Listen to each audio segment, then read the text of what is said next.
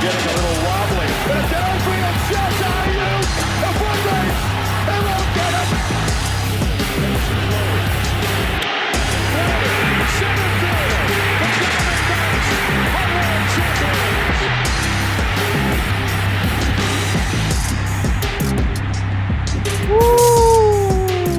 Woo-wee! I'm convinced a little bit now. You know, I had my serious doubts in the first half. If anybody follows my Twitter, you might see that a little bit. I had my serious doubts. Look, they showed fight. They were able to change things schematically on defense. You saw no give up like you saw in those lowly losses in the playoffs. And I like what I saw from Damian Lee, obviously, in game one. You know, we got to talk about campaign and DA and what they were able to do. Then we got to talk about Cam Johnson. You know, maybe it's a good thing we didn't extend him. We got to talk about Chris Paul being over there on the bench. 6 points tonight. We got to talk about BDB. I'm not going to steal it from Suns Jam, but Devin Booker, man. He went Armani mode in the second half, and it was great to see. I want to get everybody in here right now. Jay Joyce, welcome back. What's going on? How you been? I've been all right, man. Dude, it's been a month since we did the AZ Sports Galore. I just checked that out just a minute ago. I'm doing all right. I just got back from Washington. What a beautiful state. It was really nice up there. I got to see some old family and then watching the downfall of the Cardinals. But hey, we might have some positives coming forward and to open up the NBA season like this, with how hectic NBA Twitter was at halftime to how the game ended. I just watched the game winner right now. Like you can't ask for anything more. So I'm glad to be back, man. It was much needed. We needed that win. Welcome back, Amit. It's been a minute as well too. It's because it's been nothing but doom and gloom and BS in Arizona sports. Yeah. How have you been? I've been doing good, man. I just came back from Arizona playing in a basketball tournament. I'll talk about that later. But we didn't win. In 2019, the last time they played this tournament, we finished second place. We had a 10-point lead going into the second half with 8 minutes to go, and we just fouled it. We dropped the bag. But that experience, I can tell you a lot what I learned and what I'm going to apply to the Suns in the same case, even though like this not even the same stakes at all. But either way, like there's a lot you can take away from trying to climb back from a lead. But otherwise, man, you know, life's crazy, man. Life hits you when it hits you fast. And it's hit all of us. How are you doing, Evan? How are you doing with your family? Do it, you know, finally getting good. Everybody's finally getting good. I have a torn shoulder right now, ligaments over here. So this is awesome. I can't raise my arm past this without it hurting. Wife is getting better. Kids growing up. The job is amazing. So, you know, it's some good, some bad, but we just keep it going like the Suns tonight. But we kind of have a special guest joining us tonight. He's on fire.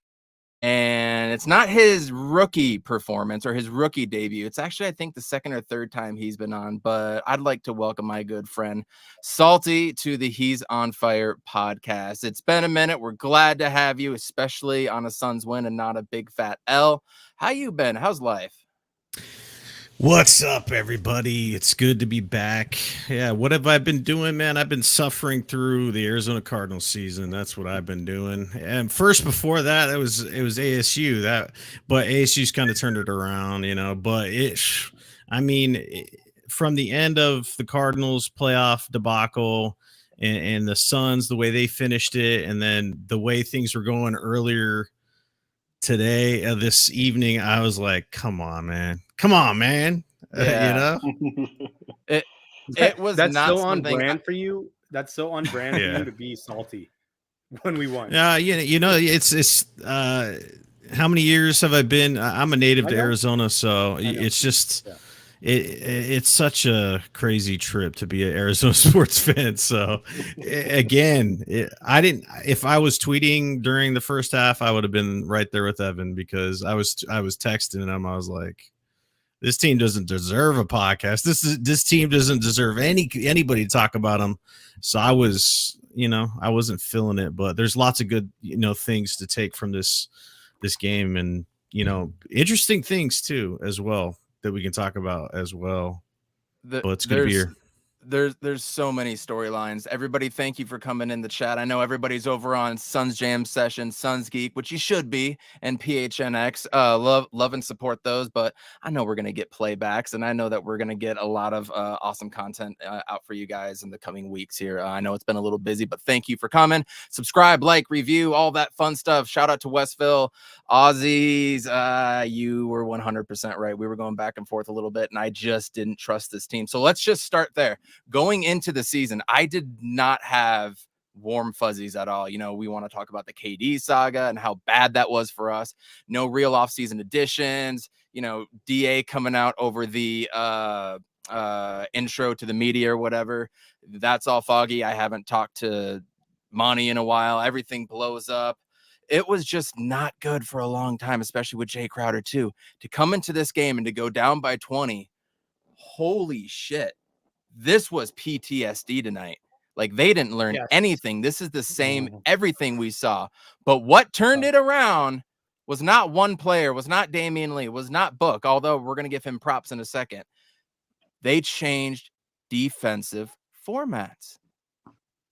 I couldn't believe it. They went from man-to-man, letting everybody blow by them left and right, to starting to play in the line, up the line. They started communicating. They started hounding and ball pressuring a little bit. They were hounding Luka until he got just past the half-court mark. Then they went into a 1-3-1 zone, and then they changed it coming back down the court the next time. They were doing a lot of things to switch it up, which proves Monty can make adjustments. This team does have fight in them. The bench needs work, but Damian Lee hit a game-winning shot tonight. Jock Landale looked good. I don't know if we can take much about Landry Shamet. And Torrey Craig did look a little better in the second half. Not great. He did look better. But to me, the biggest thing that I noticed was Cam Johnson getting hurt and Chris Paul not being there to end the fourth. I want to start with you with the Chris Paul thing and then your general observations. Were you surprised Chris Paul wasn't there? Do you think he's hurt?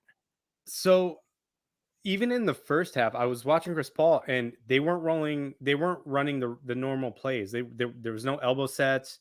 There was no fists. There was no Spain pick and rolls. And I was like, are we just trying to really save him? Like, what are we doing? Are we really trying to save him? Or is this guy just washed, right? And then when he takes a shot, because in that position, like, he hasn't touched the ball that much. He's standing in the corner. He's doing this, or he's giving the ball up. Even like bringing the ball up the court, they're hounding him. So he's passing it to Mikal or somebody else. And he didn't get a chance to get in rhythm in the first half. So his shots were off. You know what I mean? He never really got a chance to touch the ball. But look, so let me just say this. So I'm reading this book called Atomic Habits. And basically what it's saying is, like, there's all these little things you can do, these processes, these little habits that you can build to get better. And when you look at the end of the day for like a team like the Suns or any basketball team, any sports team, the winners and losers have the same objective, correct? They're all trying to win, but it's all in the process that you get there. And so we all got caught up in how the Suns got blown out in Game 7, but we forgot what this team did to win 64 games. The process has been built. The program is there. And now it's about building on it to make it better, right? And so I have confidence. So, like, I looked at the FanDuel and they were saying that the Suns over-under odds for winning this season was like 52.5. And I'm like, put money on that. Easy. Put money on that. Because the Suns are going to win over 52.5 games. On top of that, though, I'll say, I love what Monty did where he was mixing up the lineups, because he's just like, it's not all about winning the most games. Now it's about winning when we need to win, right? So he's trying to find the lineups. I don't know if I would do that in Game 1 of the season, because those lineups were horrible when we had Dario and DeAndre, and there was just there's some really, really bad lineups, right? Like, you guys saw those lineups. So it was just like, there's no scoring on the court. And again, so let me say this too. I had to put my son to sleep in the third quarter, so I missed the third quarter. I have this superstition when the Suns are down that I won't watch the game, because maybe they'll come back and win. And then I missed the whole fourth quarter because we come back and won. So y'all can thank me for that part. So I can't really tell you much about from the second half, but I can tell you, I saw like the 4-minute stretch in the fourth quarter when the Suns just looked exactly like they looked in the first half. You know what I'm talking about? When Yeah, no, exactly. Yeah. And what I saw was what we all know is that we already saw this play out in that game 7 or however many games in the Dallas series you want to go back. But it just looked terrible. There was no swag from this team in the first half. No balls. You guys, no balls, nobody jumping. I mean, I don't know who mentioned the pick and roll, but can we fight through the pick and roll? I know Mikhail can do it. He's done it against Harden. He's done it against other players. So like him just defeating and taking the switch. I mean, I just saw something in this team, but what I wanted to see when we were down 20 is like, can we fight back? Yeah. And what we did is they did. And honestly, again, I don't know how we did that. I didn't watch it, but I was hoping that there was some way that they could find a swagger, find a rhythm, find something that works. And it doesn't have to be a system. It just has to be chaotic enough where they know what to do defensively and offensively. And they did that. And I wish you would have watched, because I would have loved to get your reaction on the different. Maybe you should go back and watch this. We wouldn't have won, bro. We'll go back and watch it. I'll give you my NBA account. You can go back and watch it, because the defense they were throwing at him was different. They were forcing turnovers, which is great to hear. Salty, I want to hear from you now. Your general thoughts and any thoughts on CP3 not finishing. I have a lot to say because, all right, from where we went at the end of the playoffs last year to that feeling just was bad. The fight between DA and the coach, everything, just the way we lost. And then the offseason, it was all about Durant. And then that bled into us the way we were doing the moves that we were making, because we couldn't necessarily try to sign free agents because we were trying to, keep everything in place to get Durant. Then we got the Crowder situation, which, it's easy to forget him because Cam Johnson was in the starting lineup killing it before he got hurt. And then we had the DA and coach thing not talking for media day. And it's just like there's this dark cloud hanging over the Suns. It's just like everybody in their mom, sports radio, everybody's saying it's just the team. It feels different. Like the feeling around the team's different. National media talking about it, everything else like that. So it's going into this game. Honestly, I was expecting them to come out with their hair on fire, and to see them go down the way they did was just defeating to see, because I was on the phone. I did the inverse. I missed the first half and watched the second half. So to watch that score tally just keep going up and up and up and up, and looking at the box score, I was just like, wow. And I was just kind of questioning the way that I was like, if you guys going to come out after getting waxed in the playoffs and then come out with no balls and just get wrecked in the first half, it just kind of shows that there's no heart or desire or anything like that. And they completely turned it around. And there's a lot of reasons why they did that. But one of the things that I wanted to focus on was DA. He got his contract. His weird situation with that, because they waited till Indiana put the offer sheet out there, matched it within like, I don't know what it was, like 5 seconds. It felt like 5 seconds. They matched it. And then DA, I just liked his positioning in this game. Like, it looked completely different from a lot of the years that he just was getting correct positioning, getting in place, running up, beating his man up to the court, getting in the right spots, confident post moves, really active out there. Just really impressed with the DA. And honestly, it's an interesting thing with the Suns, because people can argue whether or not they have a window still for a championship now with the CP3 era. We're going to talk about him. Obviously, there's some issues there.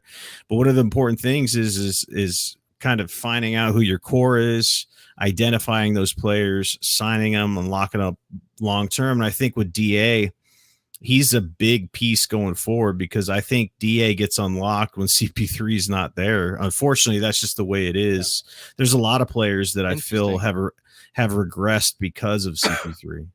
So I feel like he's almost a detriment to the team at this point, and I can go into that as well. But DA, confident, love that. Cam Johnson, just night and day. This is what we could have without Crowder being in the starting lineup, and I think that's why he got salty. Number one, he wants a new contract, which you can argue whether or not he deserves that, and then he wants to start in this league. Well, what championship contending team is gonna, have Crowder replace someone in their lineup? It's just, I don't think he's starting in the league at this point, and it's he can start for like a mid playoff team. He can start for a mid playoff team. I didn't really miss Crowder. That's the thing in this game. I wasn't missing Crowder. And you can talk whatever way you want about that. It's just like in the offseason, people were talking about, GM James Jones didn't do anything. It's like, well, did he? I mean, Damian Lee came out and basically won. He didn't win the game for us, but he did, right? I mean, he killed it. And people were talking shit about that move. Okogie or whatever his name is. I don't know about him, but Jacques Landell killed it. I think he's a great addition. So it's like some of these signings just kind of went under the radar, and I think they're really good. Dwayne Washington went off for 30 plus, and I think he could be really good in the future. But Devin Booker coming back, having a rebound game, he's cover athlete of 2K. I think he was ranked the number one shooting guard, and he's there, man. He's a perennial all-star, MVP caliber candidate. Didn't have as many points as Luka, but just was smooth as silk out there on the court. And then it's his team. And that's the biggest issue, I think, with this team is the identity. And CP3 is like this black hole when it comes to, this is my team. And he changes shit, and he's he is washed. Okay. He's done. I mean, the minute that you sign a point guard and you have to take away the ball from him because he's getting locked up and he's getting tired and he's getting this and that, it defeats the purpose of having a point guard. It would be like, hey, we have a quarterback, but our quarterback's getting abused out there, so let's have a running back play quarterback. It's like, well, you have a quarterback for a reason, like don't relegate duties to other people because you can't get the job done. And the fact that he didn't come back in this game and we won this game, I think is just pretty damning for a lot of reasons. He got wrecked at the end of the playoffs, and our team was built around him and Booker doing things. And when they both couldn't do things, there's nobody to turn to, So Cameron Payne was out there, and he's been struggling as well, but he can actually move out there on the court and do all, he's a lot younger. So I think if people are downplaying how much of a negative impact CP3 could potentially have if he's not playing up to par, So I think with CP3, I think there's two things right there that you talked about. One of them is, yeah, you're right. Like if he cannot, he's washed for sure. Right. But there was a point when he played with James Harden and we all thought he was washed, and Harden go ISO, he'd catch a ball, and do some shit or shoot a three, like he'd do something. And that's where I'm wondering, like, does he still have the capability of like, okay, on like a third option, if he catches the ball wide open, can he go into CP3 mode and get a mid-range shot? And based off this first game, I'm like, no, he can't do that. But can he shoot a wide open three? I think he can still do that. Real quick, Yeah, Gerald Bourget just got an update. Monty Williams confirmed Devin Booker turned his ankle in the third quarter, but didn't have an update on how it is after the game and taking the shoe off. Said Booker told him he was good in the game, but obviously you can imagine that hurts. We haven't heard from JJ. He's just been up there or down below me, I guess, chilling. I want to hear your observations and what we've all been saying and respond to what Amit was just saying too. Winners work, baby. Winners work. So, okay, so He's on fire. He's on fire. Little late on that. Sorry, a little late on that. I'm not gonna dive into the whole off season with this team because Salty and Amit summed it up pretty well. I think a good starting point is with Jay Crowder and just how he handled things. I mean, that's not a way I would handle or even ask for a trade in a sense like that, like blurring out a logo for a team that you play for, may like make yourself your own like hype video, all that stuff. If Kevin Durant did that, he would be a Sun right now, but we don't need to get into that right now. So like you can quote me, you can look back if you want for the audience members. Like 2 weeks into last season, I was like, Cam Johnson needs to be in the starting rotation. Like I like Jay Crowder, I like what he brings defensively, but I don't think it offsets the offensive capability that this team can bring. And we saw some of that today. Luke is a We saw hoe. yeah, we saw Luka just a taste of that today. Like Cam Johnson didn't relatively shoot the best, but dude, he spaced the floor beyond belief. Like most teams can't guard a starting five like this. You know, like Jason Kidd, he's a defensive minded coach. Even though he was offensively heavy when he was playing, but like he could read defenses. I'll give him that. I give him props for that. He read Monty like a book for a series and then half of this game. So uh, he made the adjustments to try to prevent this starting five from flourishing. And the only reason why we went down by 20 is because Christian Wood was getting superstar treatment the whole first half and most of the third. Like you couldn't even touch this guy, and the officiating was a little weird. I'm not gonna, start that and stuff, but I knew Cam Johnson would bring a lot more opportunity and less of wasted possessions and shit because like last year you can think of like ten moments on the top of your head like when Jay Crowder had the ball with like 6 seconds left and you're like, oh fuck, like what is he gonna do? And with Cam Johnson, you don't need to worry about that, and like he didn't shoot relatively the best tonight. He had a nice couple of threes. He drove it in a few times. So that's what we need. We need someone to push the pace and continue with that. And with Da sitting out, yeah, he got in foul trouble early just because Christian Wood was getting everything in his favor. But I mean, this separates, the boys from the men at the end of the day. Like Monty finally made adjustments, and Monty has gained a bunch of respect for me because he benched Chris Paul in crunch time and subbed in Damian Lee for a defensive, prowess and advantage, and it could have worked better. Like no one would expect Damian Lee to do that, but to bench Chris Paul because he's a liability takes some balls, dude. And we were asking for that in the playoffs last season, and we're asking for that in our finals run. So Jacques looked good. Uh, I feel like Ish should be Cam Johnson's backup. I feel like Ish can really play really good on ball defense, especially if we're dealing with a guy like Luca. I think he can take possessions, and Mikhail could do that as well. But there's still a lot of issues around here. The bench, I'm not totally sold on. Damian Lee did have a good game, but I'd rather see Dwayne Washington pushing the pace. Campaign, I mean, he's not looking good.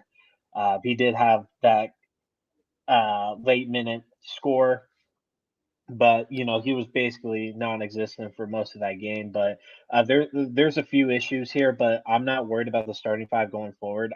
And I want Chris Paul to take a step back because Booker was finally able to split double teams and find Da, feed this dude, and that's what won us the game at the end of the day.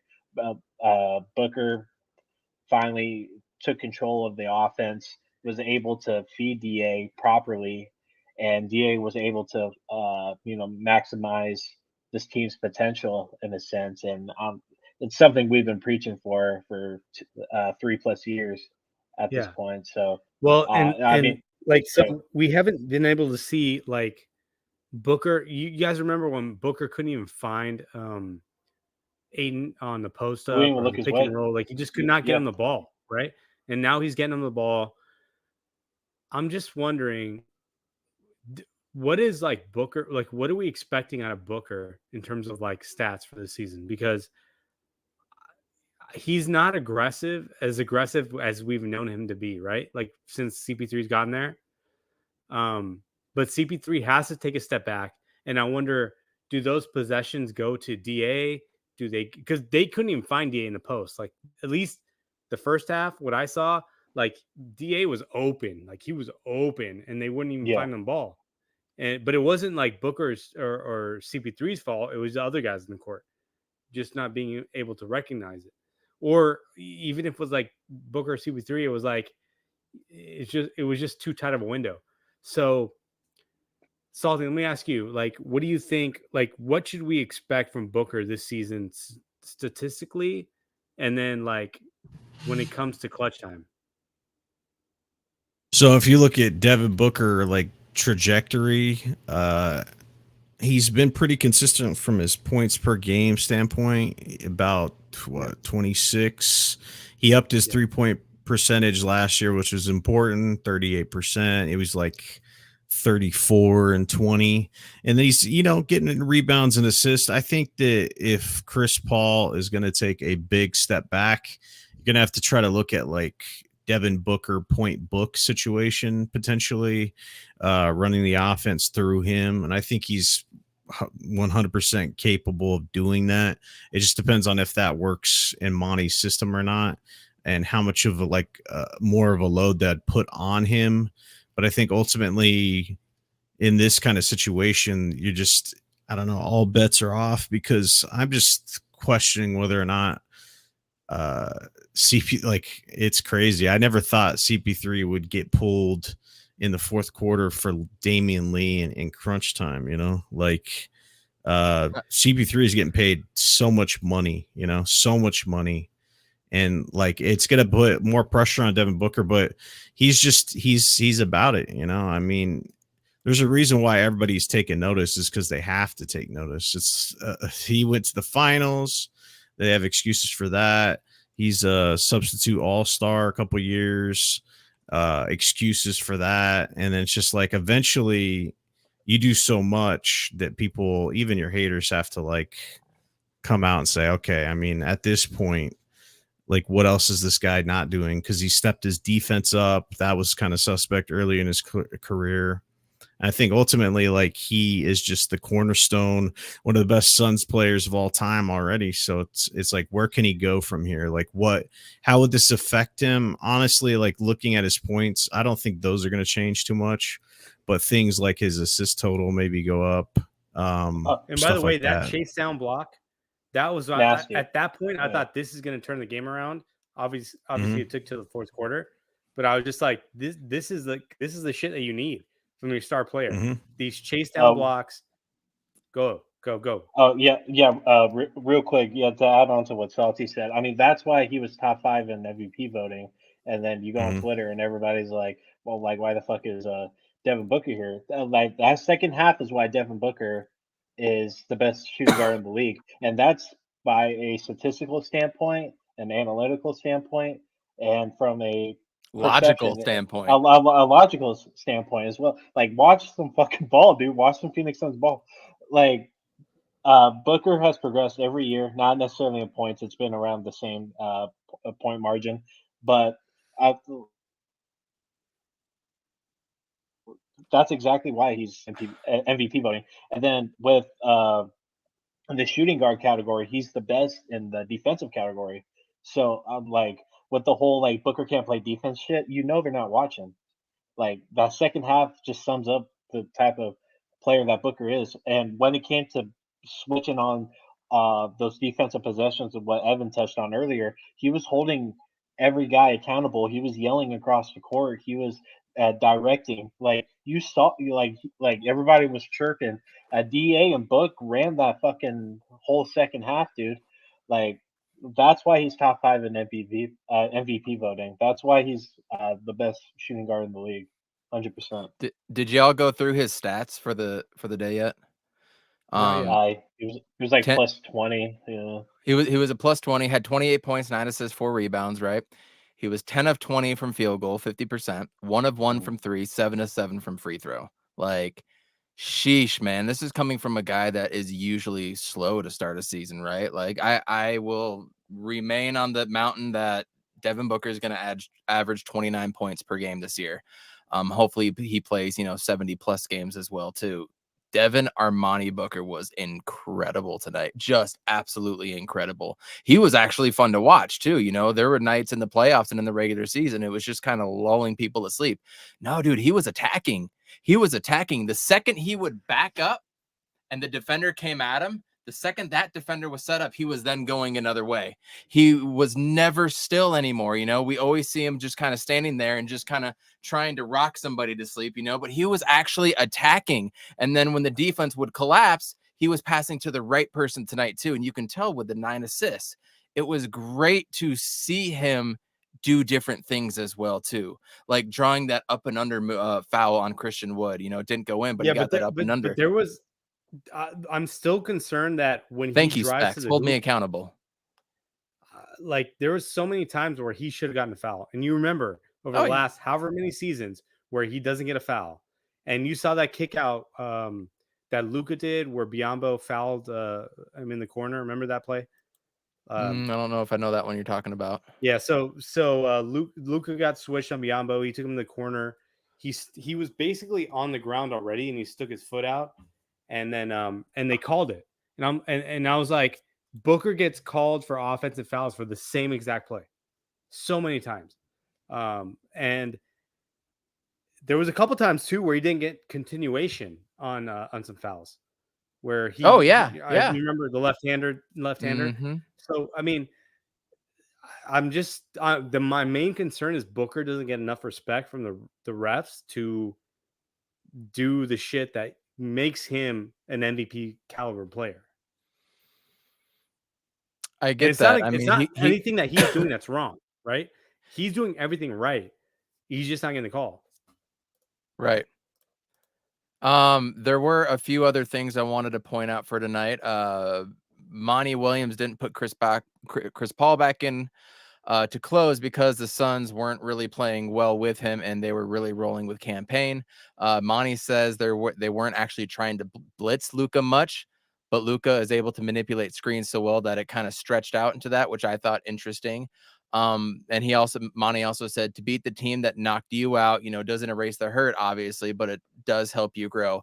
I think having this specific game early in the season and as the first game was actually very beneficial in hindsight. I thought we were about to get rolled and everything was about to crumble and whatnot.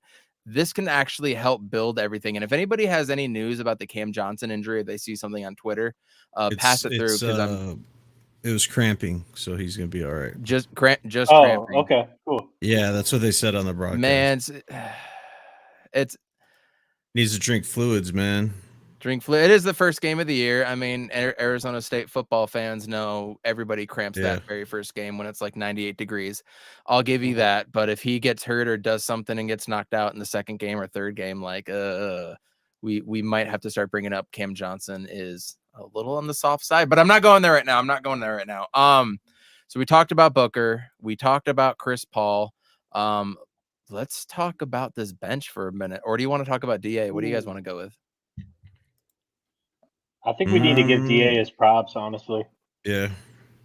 Dude, turning into a man, his finishes. He didn't fumble one pass. He didn't fumble a pass. He finished in traffic. His first possession was a fake on JaVale McGee going up for a slam.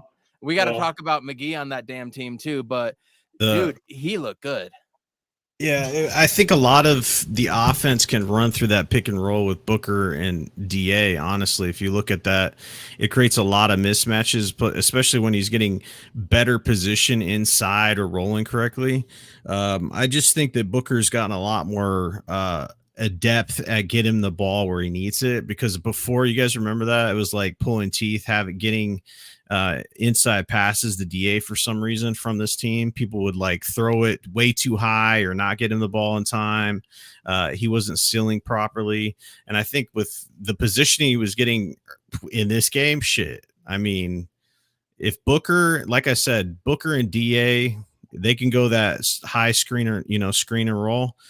The defense has to decide between it's just kind of like Kobe and Shaq, right? I mean, not to that level, but it's like, hey, I feel we have you. a big man going in. Yeah, Booker that can score like Kobe. From a defensive perspective, if you switch, you're kind of fucked on both levels because it screws that. And then you're just like, well, we have shooters in the wings. We kick it out to Cam Johnson. He can hit a three. I think that unlocks it a lot more than CP3, numb hands over here. Like, because when 100%. it's just, Yeah. I don't know, man. I don't know. Because I feel like I had CP3's back a lot more than most, but I've lost all faith in the CP3 train, man. I don't know. I'm just so low on him right slowing now. down. The CP3 chain is slowing down very fast. But I'll say this, like Ayton, he doesn't do like, I mean, so we all watch 90s basketball. When you get in the post, you push that guy down and you get the ball. Aiden doesn't do that. He kind of fucks around with the guy a little bit here and there, and then nobody knows how to throw him the pass, right? Because it's not like a usual pass. And I'm just like, bro, you need to back that motherfucker down, tell him you're his bitch, and make that the rule of the game. Boom shakalaka! Like, look, Hell no, you ain't wrong. So like when I go to play basketball on Wednesdays, there's this AAU team there, and there's like 10-year-olds and whatever before me, and there's like 6'5" dudes there, but they have no idea how to play the post. All they know how to do is this Steph Curry, just move it around and shoot threes. They have no idea. And I'm like, DA is the guy that is going to bring back post basketball. If he does, if we can get him the ball, if we can focus it on him, he is a guy that's going to tell 7-footers, hey, you don't have to shoot threes, bro. You can. That's part of the game. But you can also be just dominant when you're like a foot taller than everybody else. You know I love it. Like, he can do that. I hope he's going to be the guy that brings it back. Because Wembanyama is not going to do that. That guy's going to be out there shooting threes. That deserves a whole pod on that dude. Yeah. Real quick, Luka after the first quarter only went 4 of 15. Wow. Yeah. Interesting. And and Bridges Devin picked him Booker up was full court, I think, like the whole second half, right? like it was like a felt that way. 3/4 court. Like they literally were Yeah. trying, once he got to the free throw line of the other side of the floor, they were pressuring him until he was one step over half court. So it was kind of like that 3/4 type of thing. Devin Booker was asked, how's the ankle? He said it's cool. That's all he said, FYI. Salty, what do you have? I don't know, man. I'm trying to process this win in my mind still. Like, it doesn't feel real, honestly. Like that, it's crazy. Like, honestly. Let's go to the stat sheet and read some of this stuff out. In 27 minutes, Cam Johnson was 3 of 6 and 3 boards. That was a real thing that we talked about, was him being able to rebound. 27 minutes, only 3 boards, 15 points, but they were making everything in the first half. Mikal Bridges, 13 points, 5 of 10 shooting, with 11 rebounds. If Mikal can step up and do some Sean Marion type rebounding, how much of a benefit would that be? DA had 18 and 10. You'd like to see those attempts go up, but he was out like the whole first quarter, though, or the first half, excuse me, with foul trouble. So I take that into account. We'll see what the next one does. Booker with 28, as we mentioned. Check this out. This is interesting. Campaign, a plus minus of plus 15, while arguably the best player on the bench, Damian Lee, was a -7, but all of 11 of his points were in the fourth quarter. The bench is going to be really something. Dario Saric, only 2 minutes. I see where that train's going. Torrey Craig had a horrible first half, except for that putback dunk that he had. And then the second half, he showed life. Didn't really do much in the stat book, but he showed life, and he actually was able to force some things. So, guys, talk about Okogie, Biyombo, Landell, whoever wants to start. Let's talk about the bench and the stats. Well, I'll just say this, like that there was a certain chemistry between Dario, Craig, and Campaign. Those guys have to find a way on the court to play together again, but I don't know if that lineup is there now. Like, I feel like that lineup is gone, because Dario, like, now the second unit is, I think Jock has played himself into like he's a rotation player. Like I know it's one game, but we saw the playout or the preseason, and I'm loving what I'm seeing from this dude. Even if he isn't making a shot, he's taking them with confidence, and he's trying to finish in the lane with confidence. So I love Jock. Tell me what do you guys think about Jock?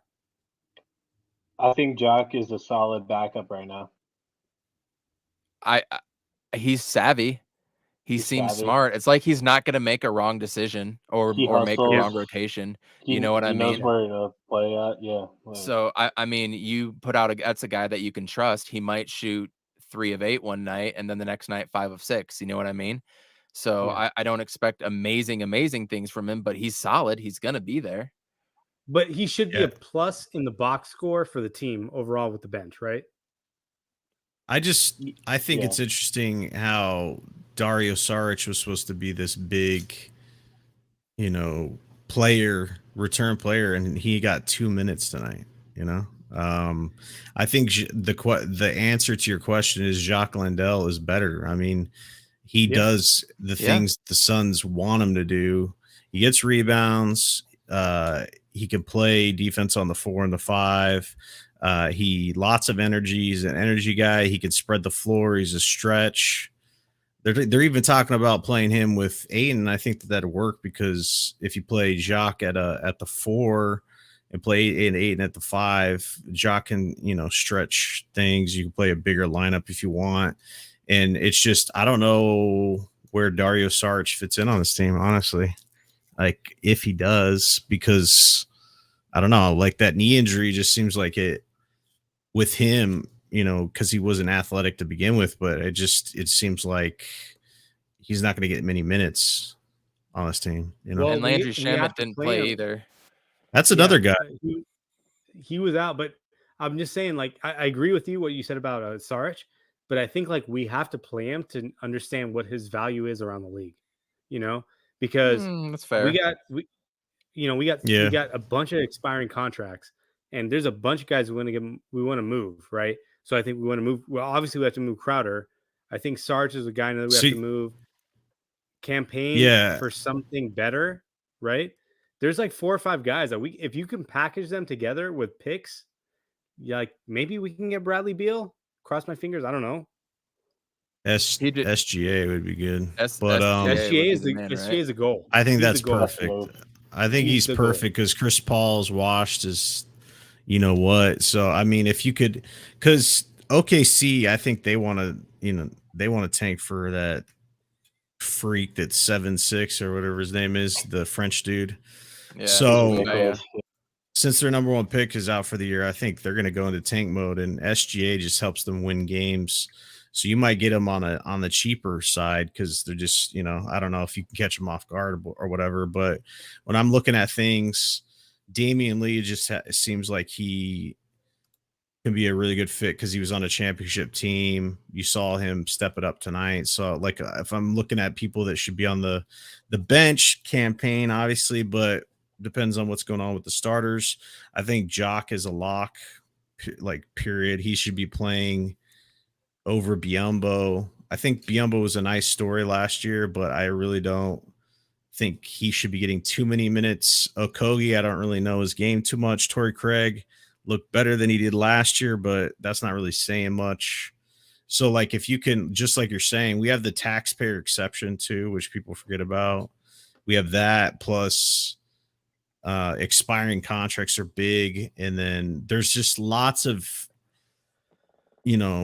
friendly contracts. Like I mean, I don't think this team is gonna look the same, but not like the Suns have too many assets to not make moves before the trade deadline, and too many they have everything's favorable. Like it's not like we have a bad contract, you know what I mean? The worst contract we probably have is like Chris Paul, to be honest with you. It is. I mean, man. Yeah. You can get out of that. I think the way they structured it, the last like 1.5, you can get out of. But that when he signed that deal, I was like, I know you guys got to keep Chris Paul because of what he meant to the team, but I was just cringing at the the amount and the length of years, I'm just like, Yeah. this is gonna come back to bite. So I don't know. I mean, Chris Paul is going to be big, and then you look at Saric. I think he's gone, dude. I don't know. But he's definitely tradable because I think he's on the last year of his deal. So you have him. We have like 5 guys. We got yeah, tradable contracts. Shamit is a Shamit. very tradable contract for sure. And if you want to get frisky, like Cam Johnson too. No, I think the way people have been talking, and James Jones isn't really big on drafting. Like, I mean, that was his pick technically. I think someone else wanted to draft him. I don't know who it was, but I think that they value Cam Johnson a lot. So I don't think Cam Johnson's going nowhere. Like, I know he didn't sign his deal, but I think he's here for the long run. This is a great comment by John Suggs. Suns would only be on the hook for half of Paul's 30.8 hit should they cut him before the beginning of the 2023-2024 season. As his deal would become fully guaranteed on June 28th, 2023. Yeah. Okay. So you're not getting value back when you cut him. You have to trade him. It's true, but other teams can cut. But other teams can pick him up and cut him and not have to pay him be on the hook. So teams that want to shed salary cap and big contracts, that's a very tradable asset. True. Chris Paul for Kevin Durant. Who says no? No. I'm not going there. I'm not going there. Okay. You especially if we handle business this year. Kevin Durant real quick, and I'll just say one thing. Things are going to trend towards Kevin Durant coming to Phoenix, as we talked about 3 months ago. That when that team fucking tanks, which they pretty much doing, which they will. Y'all see it today. We're gonna get him for way less than anybody thought. I'm still on that train. Anybody else? I'm on the KD train. I'm on the SGA train. I'll take SGA. I don't want Durant no more. SGA booking Ayton for the next 8 to 10 years. I'll take that over KD when his skills could diminish any day. Same. The thing with Durant, it was so drawn out and shit, and then like, I don't know. It's just he didn't force his way out. Kind of screwed us over with the way stuff was going on, and he's getting up there in age. He's had injuries and stuff, and I don't know. He has all stars around him in Brooklyn. If he can't win there, and he's been let me ask cancerous. You, SGA or KD? SGA going forward. I mean, like, I'm not off the KD train. He's on fire. I'll take either if you ask me. Like, I really don't have a preference, but like, if I had to pick one, SGA going forward, because Chris Paul, he's on his way out, and then I feel like when the Bucks added Drew Holiday, it really went underneath the radar, just for their team. And it did a lot for them. And I'm not saying, we have like a Giannis on our team to kind of like lead us away, but who's to say that Book isn't and DA doesn't, level up? I mean, this game might be the turn of the tide when it comes to narratives around DA. You might be thrown in those national perspectives like, oh, he's, top 3, top 4, like what we've been saying. So if we can add a strong point guard to pair alongside Devin Booker and match, the energies and shit, you got 3 players down at that point. Then you're running with one of the best 3-point shooters in the league and one of the best defenders and 2-way players in the league. I mean, like, it's one of the best lineups, period, in general. And I'm saying right now we have the best starting 5 in the league right now. So if you add SGA and take out Chris Paul, I mean, like, what are we talking about? And then with new additions, I feel like this team is going to look pretty different when the trade deadline comes. I think there's going to be a lot of different moves and stuff. And I feel like since we didn't add anybody this offseason, I feel like it was kind of due to the whole Sarver thing. And, you got to get shit signed off. And, I think James Jones was kind of limited a little bit. But the fact that we did get Jacques and hit some points that we were kind of depleted on, I'm okay going forward into the trade deadline just to see what we're working with, because I'm totally cool with taking a 15 game regression at the end of the day. If we're if we took like a 10 game regression last season, we would have still been like a 1, 2, 3 seed. So I'm like, it really doesn't bother me too much if we have to kill games and shit to improve this roster. So Am I I mean, crazy? Oh, go ahead, Amit. I was just gonna say, like you can get a SGA, and then you're basically rolling the chips, right? I mean, you're thinking that SGA is the guy better than CP3, he can get you there. But all I know is like with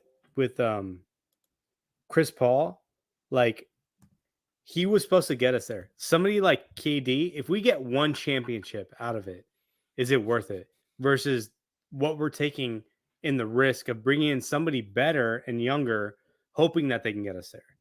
You know what I mean? Like KD, if he came right now, we'd win a chip.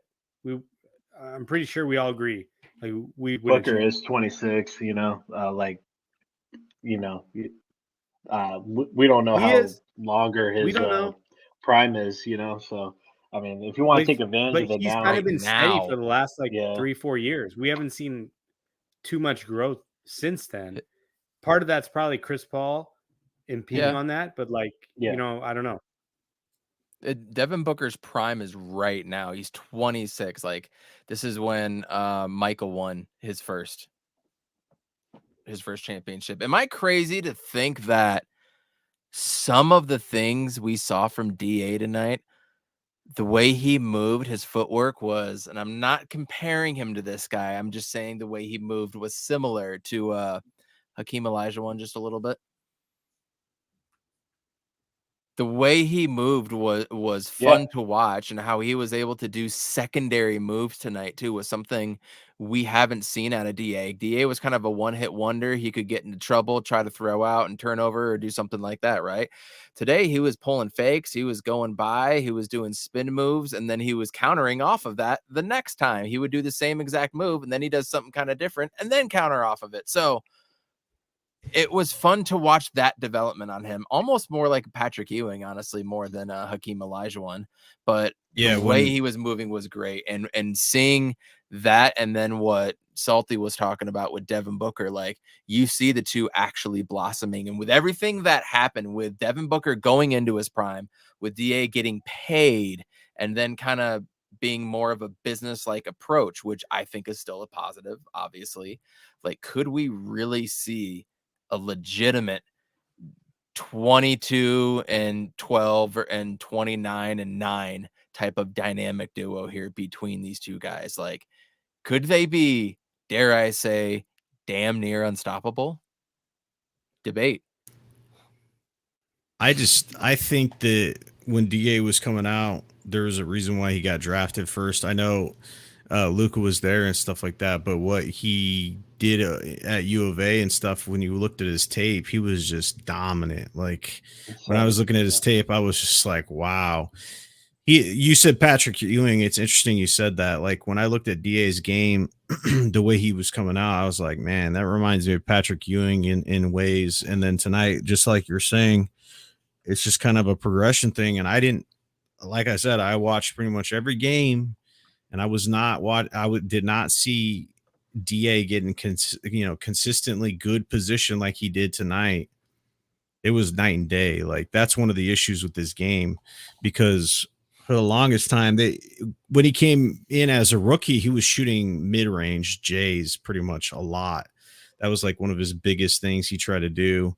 And he scored a decent amount his rookie year, and then his scoring average went down because I think the team told him to focus on other things like his defense, which he did, because DA is kind of a passive dude, kind of just like going with the flow or whatever. So he kind of does what people tell him. He's not really getting boisterous or like saying, hey, throw me the fucking rock. He's not that kind of personality. I think maybe during the playoffs at the end, it boiled up to that point. He said he can't pass it to himself. I think that was the quote, which is true. So it's just one of those things where DA has all the talent in the world. It's like he's a bigger he's athletic as hell, can jump out of the gym.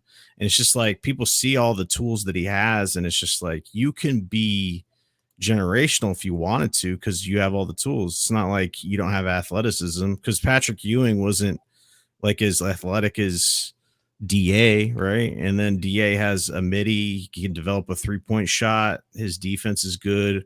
His post positioning and stuff like that. It's all about how much the team wants to value him as an apex player. That's the thing in the NBA. You need to be an alpha male, apex dude that wants to get the rock. It's like no matter what type of ball you played in your life, right? I mean, Evan played or anybody. There's just passive players and there's ball dominant players. There's just alpha players on the court, and DA hasn't, shown that. And that's one of the things that he needs to show. Like, hey, I'm not getting my touches. Pass me the fucking rock when I'm down there, right? Like, or it's not to a point where you're being cancerous or anything, but it's like being confident. Like Karl Anthony Towns says he's like the greatest shooter of all time, or whatever the fuck he says, which is crazy, but it's the bravado, right? It's the bravado, right? He thinks he's better than everybody, and he has the talent. That's the kind of thought process that you need. If you want to take it to the next level, DA needs to think, hey, I'm bigger than half the centers out there or whatever in this league that's moved to smaller ball. And I could dunk on people if I wanted to. I could rip the rim down. I could play with force if I wanted to. And it's all a mindset, So I do predict, 100%. I do predict that he'll make his first All-Star game. I think so too. I think this year will probably be it. That'll be dope. Wow.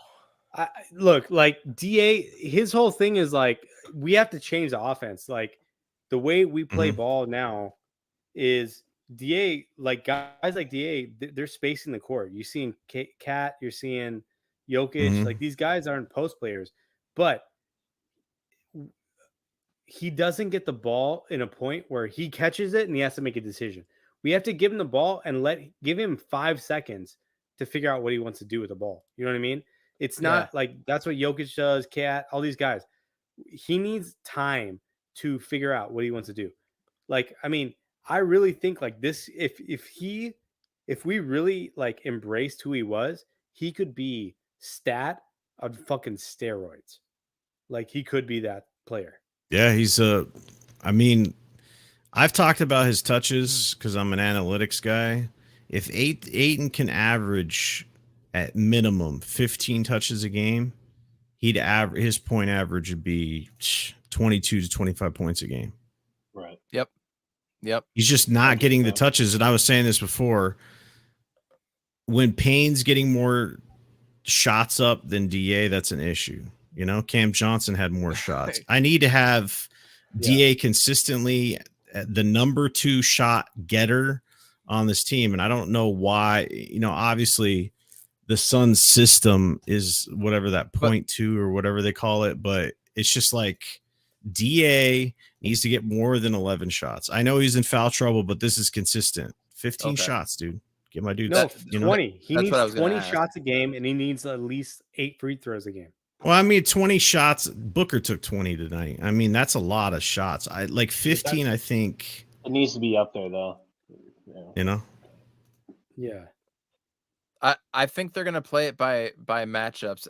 But we're gonna have a more fun season than I thought. We have a lot of options to do things, and you know what the crazy part is? Coming up in like 6 to 9 months, when we start hearing about who's buying the Phoenix Suns for $4 billion, that's when it's gonna get better. Really gonna get fun. Like so, everything now is trending up. Yeah, go Salt.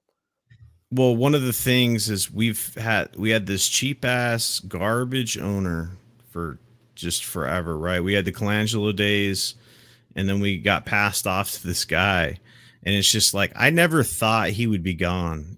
I felt like he was just gonna be there until he was like 80 or some BS. And the fact that we're getting off of him, who was a penny pitcher, and he's been said as much, to getting a legit billionaire, because that's who's going to buy the team at what they're valued, and just the fact of the money that they can throw out, because like literally we were like always not wanting to go over the luxury tax, but if you look at the Golden State Warriors, they're paying more in luxury tax than their actual salary. So it's like if you have a billionaire owner, you have your core, then you can start spending into the luxury tax and then take it up a notch. But so I'm excited for the make future. It clear, right? To make it clear, Yeah. The Golden State Warriors salary is $260. They're gonna pay $400 million in luxury tax and penalties for paying that much. That Clippers are, I don't know what the Clippers, it's similar to that. It's high. It's high. Yep. Yeah. It's up there. So like whoever owns the Suns, and I think when Steve Ballmer he bought the Clippers, he knew that was going to happen. Whoever buys the Suns knows you're going to be paying half a billy just to pay for the team. Yeah, but when you've got a guy that's worth $130 billion, you pay $4 for the team, you pay $260 million in taxes. What is $400 million? And you know damn sure, look at what the Warriors have done. They're going to come out and they get it and drove, and they're gonna make back that 10-fold more. Like when you invest into your team, you will get something back. When you merchandise, TV deals. Especially if you get the Jeff Bezos thing with Amazon Prime and the NBA, and then the NBA salary cap is about to double. So really think about that. I mean, it's about to double from 260 to 400 million. So you're going to have to pay $600 to $650 million, depending on the way they structure the CBA too. But to a guy with 137 bills, exactly. What are we talking about? And shout out to Voida, right? Like Voida pointed out. Oh yeah, he broke it down. You don't pay Cam right now. You pay him in the future. Yeah, I completely agree. So we're gonna have a lot of things to talk about. A few rapid fire things. We're gonna bring up. Number one, what'd you guys think of the jerseys? I kind of like them. I dug those. No, they're fire. I like them. I like them to start with. A lot of people were like, "Oh, Utah jerseys," and I'm like. No. I don't see it. Yeah, they're really clean. Hey, 1-0. I like the shorts. I like the shorts. The jersey, not so much. Shorts I like. Because I'm thinking like what I would wear. I like the shorts. I'm looking forward to the sunburst. Personally, I already got it. You know what? You got it? Next pod? Yeah, I got it. Next pod, I got a Booker sunburst jersey. Motherfucker. Yeah. I missed the few drops that they did. So, do you guys think the Suns will win 55 games or more this season? 57 plus. Yes. I'm at 55 for them. I'm like 55 on the money. I'm 57. Do you guys think we make a Where you at, Evan? Honestly, I'm at the 52 to 54 range. Okay. That's fair because they're fucking with lineups. Like they're gonna fuck with lineups the whole season. The bench is weird. Yeah. The bench is gonna cost us some games for sure. So, do you guys think we will make more than one move, trade wise? Yes. Two. Crowder move is separate from everything else. There's gonna be that move and there's gonna be another move. Okay. Interesting. How many All-Stars do the Phoenix Suns have on this roster right now? CP3 ain't making it. after this first game, just two. I'm a red with what Salty said. Da gets his first All-Star, and then Book. Justin, I'll say that I think if this team plays to its potential, that Mikal Bridges will be a borderline All-Star. Close, yeah. I don't think he's going to make it because of his position with wings and stuff, but I think he'll play. And there'll be a discussion about like, hey, Mikal should be there too.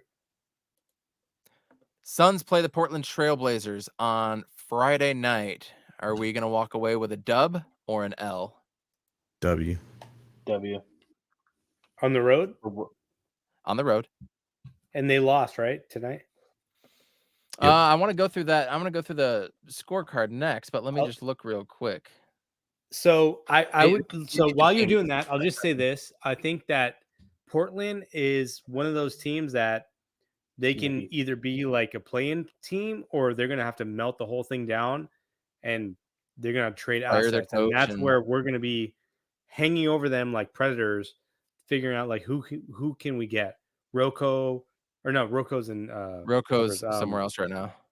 Jeremy Grant, like somebody else. Like there's some other guys there that we can focus on. Anthony Simons.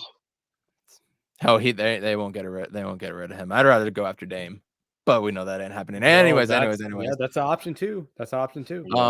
I want to make this actually a little bit smaller so we can see some of the stats from some of the guys. There we go. Did you guys see the dunk by Paolo Banchero? Nasty. No. Tell me you guys saw that. Oh, go on Twitter, look it up. That was nasty. Pistons win. Bogdanovich had 24 tonight. Bogey wouldn't be too bad on our bench. That's all I'm saying. Putting those up. And then Banchero, rookie debut, 27, 9, and 5.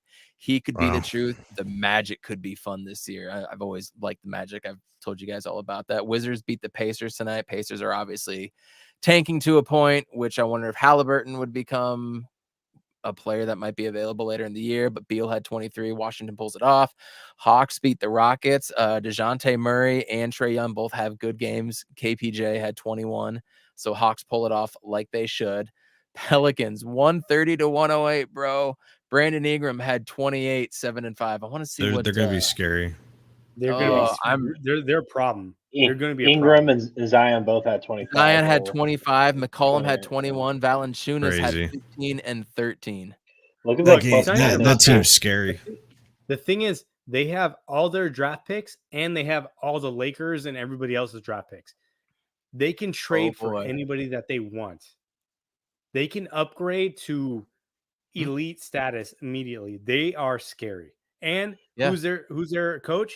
Willie. Yep. Willie Green. I know. Our guy. I know. Willie. I know. And to add to that, when ESPN posted the final score to this game, I went in the comments and a lot of people were acknowledging now that like, hey, maybe we kind of got on the Suns a little too much because like this is basically the same team. It's just with Zion added, like it's not like the Pelicans weren't your typical AC, especially after they got CJ. I mean, this team is fucking scary. And then with Willie Green, come on now. Anything can happen. A lot of injury-prone guys. Still a lot of inexperience as well, too, and playing together. Yeah. It's a long season. Alvarado, though. Oh, God, we don't need to talk about him. It's just interesting and seeing. Did you guys see the Ben Simmons box score? Holy shit. 4 points, 3 assists, 5 rebounds or something like that.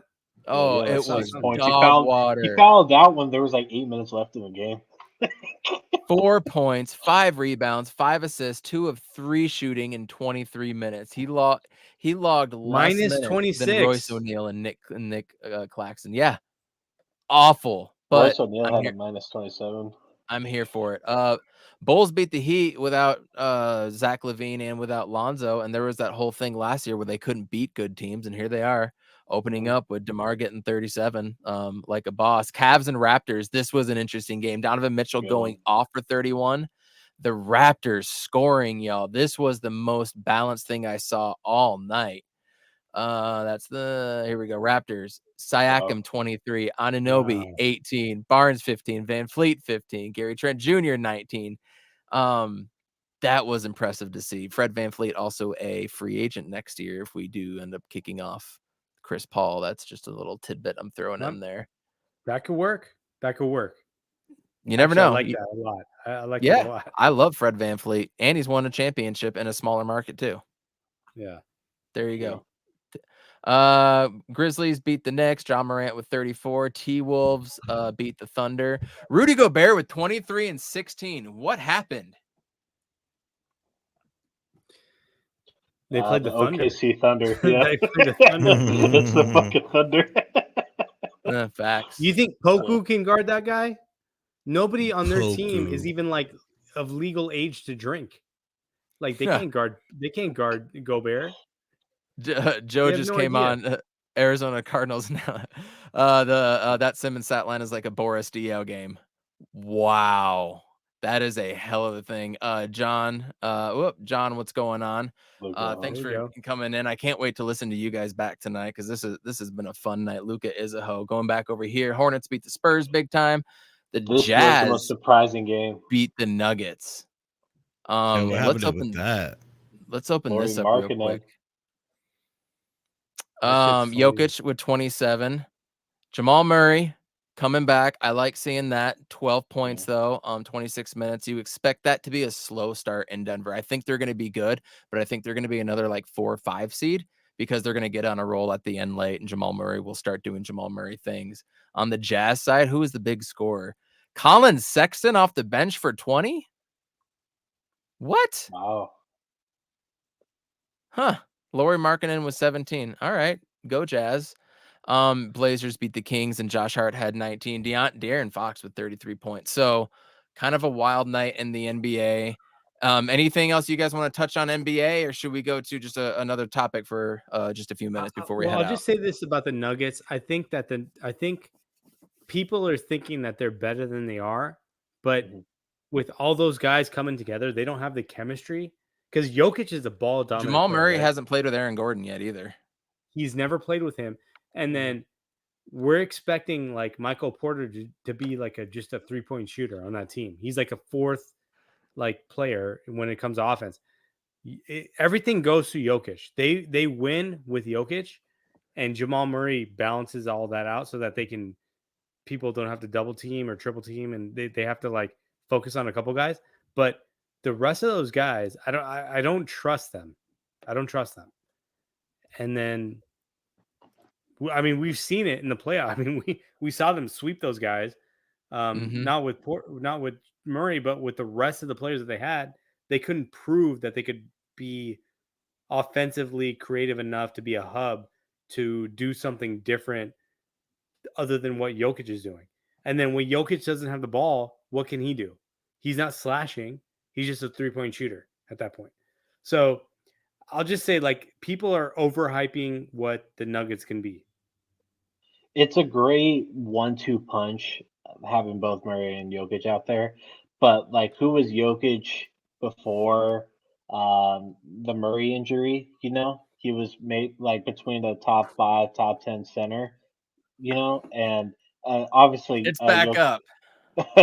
obviously, Jokic's last 2 seasons have been great and historic, you know, but like the balance of trying to bring in Michael Porter Jr., the one that's been suffering from crazy back injuries since he's entered the league, and like in the NBA media is putting a unfair amount of weight on his shoulders to be the third scorer on this team, the third option, and then with Aaron Gordon, you know, he's as lackluster as they come. I mean, he's a big body, but like you don't know what you're going to get from him. I mean, Bill Simmons put like the Nuggets and I forget who he said on the Eastern Conference that are going to make the finals. I just don't see the Nuggets honestly, unless if they shake up the roster, but I don't see what moves they could make to improve it. It's just built a little weird, but I mean, outside of Murray and Jokic, I just don't have faith or stock into what they can do. Either. Yeah. No. An interesting stat of the night. Karl Anthony Towns in 36 minutes of play. Shot 2 of 10, 2 of 7 from 3, 6 rebounds, 7 assists, and ended with -4 and only 12 points. I think we're about to see that from Cat this year. Maybe it's a good thing we didn't trade DeAndre Ayton for Cat, right, Salty? Yeah, man. Cat's soft. I'm telling you, man. Dude, soft as tissue paper, dude. He's a pussy. He's a pussy. Yeah. He's not a cat. He's a pussy. So, what was your opinion about the whole Rudy Gobert trade when it happened? Like, dude, first of all, they set the standard for that trade, for the how many picks they gave up for Goger, and then it screwed the trade market up. I mean, if people are seeing that and they're like, "Oh, Gogert's getting 5, I need 10," and it's not like possible that, like, a team can only have so many. So first of all, he screwed that up. I just don't think it's going to work, man. The Twin Tower approach. They might have beat Oklahoma City, but Cat, I don't know. Like, he's too big. I know he can stretch the floor and stuff, but there's too many things you can do with that kind of a lineup. Like, how are they going to guard smaller, faster players? There's a lot of things you can do to like get them out of their rhythm. You know, I mean, like eventually, like Cat's going to be playing the 5, and Gobert's going to be on the bench. That's going to happen in a playoff game. You will see that 100% guaranteed. FanDuels, tell me whatever, like the whatever the fucking odds are on that. That's happening. It's just 100%. Gobert can't guard the perimeter. He got exposed in the playoffs. Like it's and you just expect Cat to do that as well too, like have 2 7-footers guarding the perimeter. Cat sucks guarding the perimeter. Imagine how he's not good at Gobert defense either. And Rudy's worse. Yeah, Rudy's but worse. at least you get offense from Cat, right? You have to play him. You go small ball on that lineup, it's over for them. You know, or just even an athletic big like Jock Landell. You know, go right by Gobert. Man, it was fun tonight. The Suns won. We're gonna have another W on Friday against the Trailblazers. That's gonna be awesome, and things are gonna pop off. You guys, tomorrow though, we're all Cardinals fans here. I think we're going to be walking away with an L on Thursday Night Football. We added Robbie Anderson. Hollywood Brown is now out. Who knows about Rodney Hudson? It looks like he's out. Justin Pugh out for the year. A lot of bad things going on with this. Cliff Kingsbury admitting I suck at play calling, like we all have known for 2 or 3 years. Salty, let's start with you. Thoughts on Thursday Night Football briefly before we get out of here, or Longley. That's too, like Luke. So, all right. I hate, man, I don't know. Steve Keim, Cliff Kingsbury, that whole connection there. I blame Michael Bidwell for not wanting to win, obviously, because no good. He had his buddy with Keim, right? And he got that DUI. He should have been gone after that. And then he made the pick. He is terrible at drafting. And then it's just like he swung for the fences with the Kyler Murray and Cliff Kingsbury connection. Cliff Kingsbury got fired from Texas Tech. He's a sub 500 coach at Texas Tech. You want to have your Sean McVay. It's just like Keim was shooting, darts in the dark and see if they stick on the wall. It's just, I don't like any of that. They got extensions, and that's why it feels so bleak to be a Cardinals fan, is because you just feel this. It's like they just got extensions. If they didn't do that, Cliff Kingsbury would have been the last year of the deal, and it's just like, yeah, you suck. To hear a head coach that, like 2 years ago, he's like, yeah, I'd rather retire than give up play calling duties. It's just like, if you get to a point where you're going to pass over play calling duties, you should just pass over your contract too, because you suck. How does that even work out? How would that even work out? I pass the buck off to some other dude, and then I'm just the head coach. Why were you brought here? Bro, this is exactly like Herm Edwards and Todd Graham, to a point where they were defensive backs guys, and they were brought up through those ranks as assistant grads, and then as coaches or assistant coaches, and then so forth. And then they had like the worst defensive backfield, Todd Graham's last season, and last season with Herm Edwards, or this season, we were looking like the worst. So if you can't do, and I've said this on the Cardinal Rule post game, which I'm going to announce something in a minute too regarding tomorrow's game. If you can't do the thing that you are good at, what good are you? Mm-hmm. Period, yo. Period. And JJ, I don't want to hear from you because you were the optimist in this group, picking like 17 wins this year for the Cardinals and stuff. I want to hear from Amit first on what you think about tomorrow's night's matchup. Yeah, let's go undefeated. No, look, dude. This is DEFCON 5, right? Like, this is like, if we lose this game, the season is over. Given like the playoff, even with the extended playoff schedule that's there. Who is coming back? Nuke. The nuclear option is coming back this week. I know that's a lot to put into it. A lot of people would go, hey, when Steve Wilkes was the head coach, why don't you just hire Cliff Kingsbury as the offensive coordinator? And then maybe that progresses to him being the head coach, right? Like that would have made a lot more sense of what we fucking did. But we are. I think on a on a short week, we've already seen our Thursday night offense. We saw that the last 3 weeks. So we're Jesus. already ready this week for that. Um, I don't know. I just have a feeling with the nuclear weapons coming in. I feel like there's something different.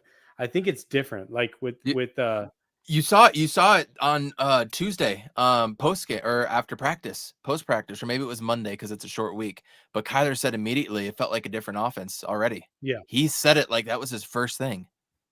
I mean, like we all know, like Hollywood is the best number 2 you could probably get in the NFL. He is not a number 1, right? He just doesn't play that role. We're getting back the best number 1. We lost the best number 2, but I think Kyle, I don't know. On a short week, I think Kyler is going to have enough influence to just be wild enough to just do whatever he needs to do.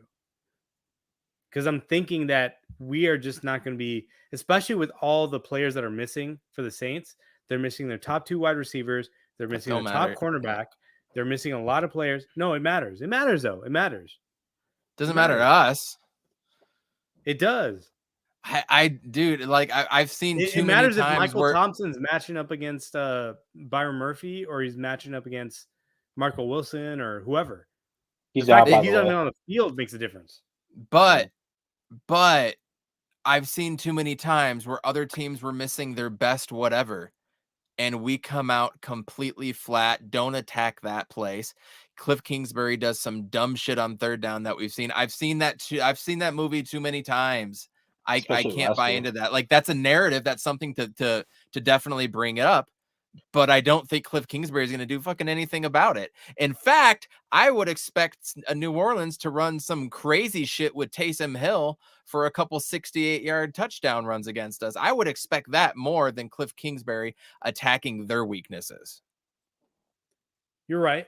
I'll just say this. I just think that at this point, hopefully Kyler, and he's already said it in so many comments where he's just like, yeah, they're telling me like I have to Throw a pass the lateral. ball. Yeah, he needs to go. Kyler needs to go fucking rogue and just do his shit. I'm down. Okay. JJ, before we let you speak on the Cardinals, tomorrow pregame, a half hour before kickoff, which is 6:15 my time, I think 5:15 local Arizona time. So at 4:45, we're gonna have a little pregame show on He's on Fire podcast. I'm actually going to be bringing in Joe and Jackie, who are postgame podcast partners at the Cardinal Rule. We're going to be coming on doing a fun little pregame, just 30 minutes. Get on right then. We'll be there right through kickoff, and then obviously join everybody at the Cardinal Rule for post-game fun. Well, shit, hopefully it was really horrible last week. Okay, JJ, you and your 17-win prediction, you can talk. What did you see last week? What are you going to see from New Orleans? What are you hoping to see? I don't know. Just go off with observations. Well, since we haven't talked in a month, a lot has happened with this team. And as far as I'm concerned, we're 1-4, or 1-5, whatever the record would be. Should be, yeah. That Raiders game, it was a delusion for the time. The defense totally took that game over, and Kyler finally, like Cliff, finally let Kyler do his thing, and we ended up winning that game. But I went into the season because we're basically coming in with the same roster, minus Chandler Jones, minus Robert Alford, et cetera, et cetera. And we were used to the attraction of Cliff and Kyler getting better every year, and we have. And we were going through a gauntlet to start the season, and we're like 3-3 is moi for us because when Nuke comes back, we'll have Hollywood and fucking DeAndre Hopkins together with Ertz, with Max Willie. Like it's gonna be a crazy offense at least, and defense was our biggest concern, right? I didn't Right. like the extensions. I didn't want Kime to get extended. I definitely didn't want Cliff to get extended.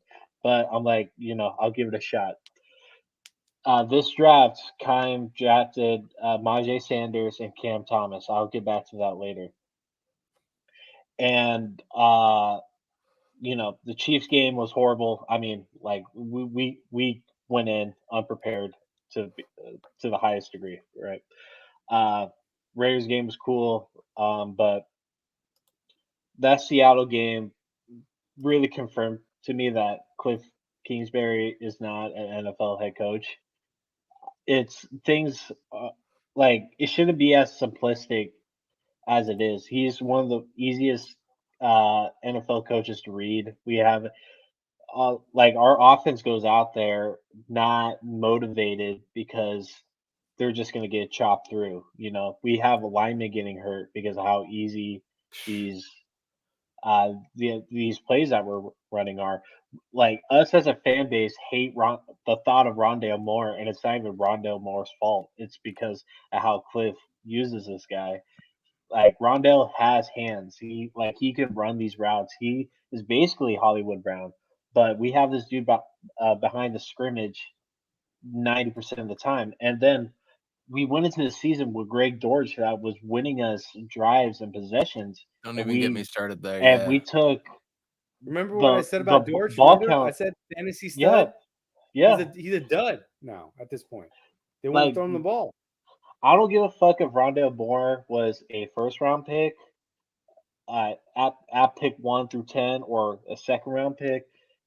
But if you have a guy like Greg Dortch has been a journeyman for the last couple seasons, and he's come here and proved himself and earned those snaps, he needs to be playing. And especially if Rondale Moore, like his yardage has to be all the way in the negatives. There's no way he has positive yards on his record right now. And And so Aussie fans asking, Dortch got benched because Rondale Moore got healthy. That's what happened. yeah, took his snaps away. So now Cliff has failed with utilizing all of these weapons that he has, and that's what he needed. Like to have success, because that's what everybody was saying. Like if you give him the weapons, he's an offensive genius. He can put all this together. But like, where is that? We cut Max Williams, and now he's on the practice squad, and this dude was just doing bullshit blocking. We're not even targeting Zach Ertz, the eighth tight end with the most yards in league history. I don't know, man. And Anytime he gets touched, he falls down right now, though, too. yeah, but I'd So rather him he needs targets. I mean, he's one of the best tight ends of the league He now gets and 9 of them. forever. But anyway, I digress. The line. What do you think about the Yeah. Saints game? What do you think about Thursday Night Football? What do you think about tomorrow night? We absolutely should win this game tomorrow. But I kind of want to lose it because this puts Cliff already in the fucking hot seat, and the narratives are going to start to be pushed. Like Cliff needs to be fired. I want Cliff to be fired. I want to move on. Sean Payton, it's your job, dude. Like if you want it, you can take Sean it. Payton. You can come. Yeah, dog. You can come in, get an offensive coordinator, get a QB coach that can fucking coach this guy, because every time the Cardinals lose, it falls on Kyler, and no one talks about Cliff outside of the Arizona fans. So like hey, Kyler, so yeah, go ahead. the thing is like I've been the biggest supporter of Kyler Murray, but there's some interesting things going on.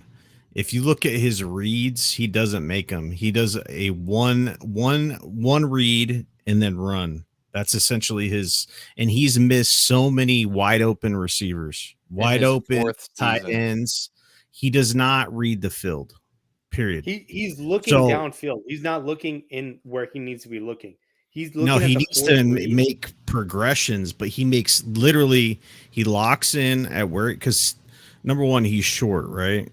So there's that issue there, but at the same time, like literally, if you went back and watched the tape, because you guys were talking about Rondale Moore and Dortch, right? Guess who has the most separation when it comes to yards? The latter. So Dortch does by 4.4 like 4 yards. four, 4.4. and Rondale Moore has fucking he's up on the list too. So why aren't they getting the ball? Why, number one, why isn't Dortch playing? That's criminal. Okay, War because crime. he can Yeah. make plays, and it's a combination of Cliff Kingsbury wanna hear some sucking crazy at shit, though? scheming, and our quarterback is not progressing because he's not being held accountable. Look, there's some crazy shit because those plays are there. We all see when when Colt McCoy was the quarterback, he would make those reads, correct? Yeah. So I really think that, and especially with what Kyler has been saying about Cliff, I think he's done with Cliff. Like, I I'd be think done he's with him. basically Shit. saying that, like, yo, man, I'm looking downfield for the guys that are open. Fuck these little bullshit throws that you're trying to make me make. Dink Because and dunk. exactly. He's saying, I'm better than this. I can run the ball. He said they don't let me run. He basically said they don't let me run the ball. When we So- don't run the ball, at least 6 times a game, like we lose pretty much With all the him. time. Yeah. See, the crazy thing is, I would have told you guys, Kyler Murray's coming out, and he does not run the ball. Would you draft him number one? Like No. if he was just a quarterback. See, that's the problem because you drafted Kyler Murray for his stuff, Listen. and then he turned it into this passer that doesn't run, who's short, who doesn't take snaps from under center, and who does not read defenses. That is a recipe for losing. Kyler Murray, when in his draft class, was the best running back in his draft class. Okay. Mm-hmm. On top of that, he was the best quarterback and the most accurate when running and throwing the ball. Yeah. He wasn't like, he's not like 6'10. He's not going to be able to like throw over people like any of these other dudes. But the dude can make throws. Like we saw that the Hail Murray, I mean that throw to AJ Green against the Raiders. I mean the dude is accurate, but he has to be moving. He has to be in motion. He has been he was accurate, but he overthrew everybody and underthrew his shit last game. He was overthrowing people. He's getting the yips in the pocket. He's headed towards a career low. He is. He's headed towards a career low and percentage and yards and touchdowns and everything. Yep. Yeah. But going back to my point, the guy was the best running back in the entire draft of his class as a quarterback. So That's scheme insane. and run him. Yeah. We've talked about it. You need a scheme for it.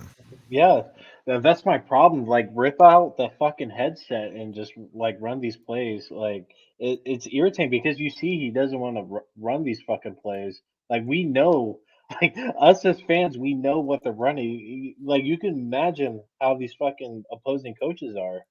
You know, they're like, oh, cover two, fucking close No, in. You know, the it's crazy. problem is like the reason why the dual threat quarterbacks haven't transitioned to the NFL is because that game, the read option shit, you do that too much in the NFL, you're getting your shit blown up, Yeah, like the quarterback you end up takes like too much punishment.